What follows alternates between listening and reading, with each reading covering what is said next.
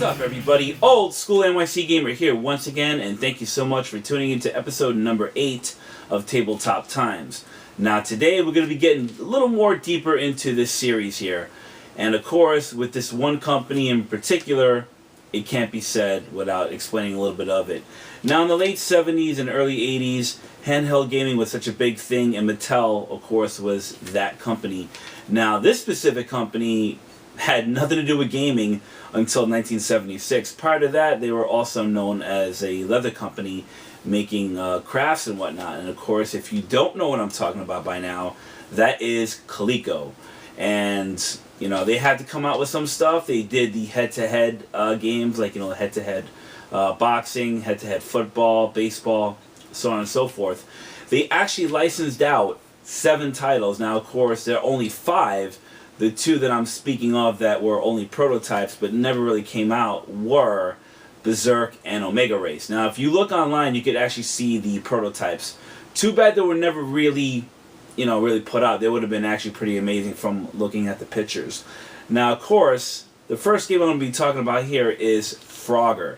Now, this one came out, of course, with the other 3 titles I will be mentioning down the line in 1982 by Coleco.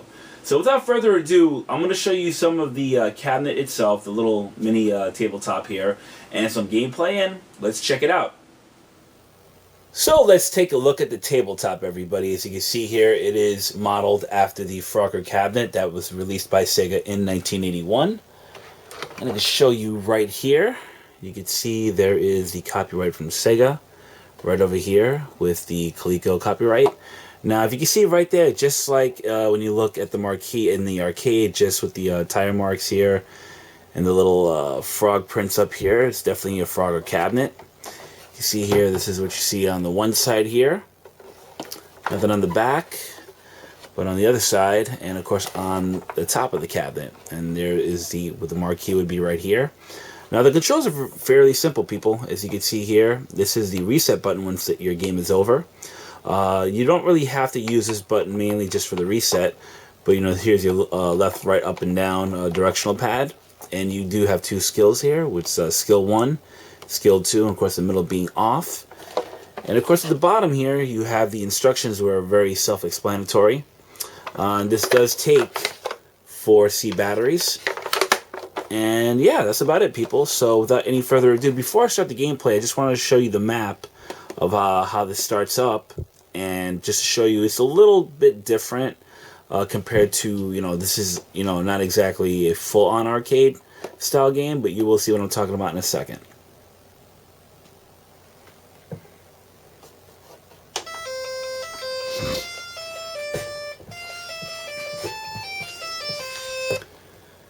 So when you see here, people, down here at the very bottom, you can see a bunch of lines right here. This is basically your timer right down here. And of course, you're going to have 4 lily pads up here where they are basically marked is where you have to land them. You have to get on those precisely. Of course, get further in the game, the harder it's going to get. And, without further ado, let's check out some of the gameplay. Without further ado, ladies and gentlemen, let's check out some of the gameplay here for Frogger. Now, once you turn it on, you will be greeted by this jingle.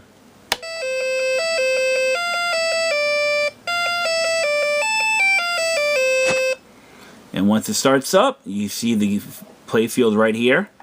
So let's check it out. Now, you got to remember, when you are playing this game, when you get up to the second levels where you see the turtles, they have that tendency to disappear into the water and you will drown. So go figure. Whoever thought of a frog drowning in water? Because I honestly have not seen that yet to date. Oh, and there I go, just getting run over there. I mean, this plays exactly just like the arcade. Like, mind you, these aren't exactly, the high quality graphics, but the gameplay is still the same as it was in the arcade.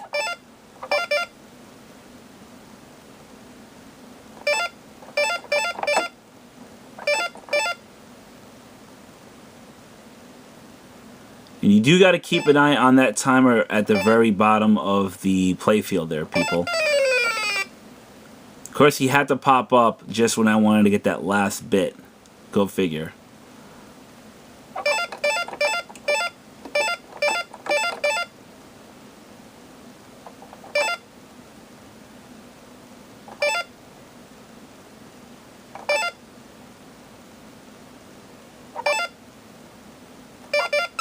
And there you go, people. So right there, that is the first level of Frogger. And it pretty much, now you can see right over here, you can see that's the one snake you have to be careful of. So if you touch that, you're dead.